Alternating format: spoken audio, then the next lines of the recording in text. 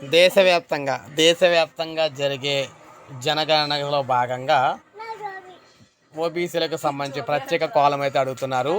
జనగణన మొదటి దశలో భాగంగా ఏప్రిల్ నుంచి సెప్టెంబర్ వరకు దేశవ్యాప్తంగా నిర్వహించబోయే గృహ గణన అంటే ఇంటింటి వివరాల సేకరణ కోసం కేంద్ర హోంశాఖ జారీ చేసిన 33 ప్రశ్నల జాబితాలో ఓబీసీలను చేర్చాలని ఏపీ బీసీ సంక్షేమ సంఘం రాష్ట్ర అధ్యక్షుడు కేశవ శంకర్రావు అయితే కేంద్ర ప్రభుత్వాన్ని కోరారు.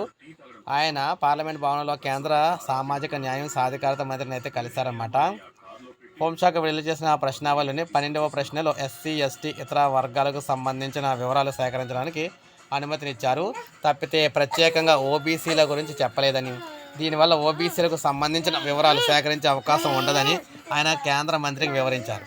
ఓబీసీ జనసంఖ్యతో పాటు వారి సామాజిక ఆర్థిక పరిస్థితిని తెలుసుకోవాలంటే గృహగణన జాబితాలో ఓబీసీల వివరాలు ఇక్కడ ప్రత్యేకంగా సేకరించాలని నిర్దేశించాలని కోరారు.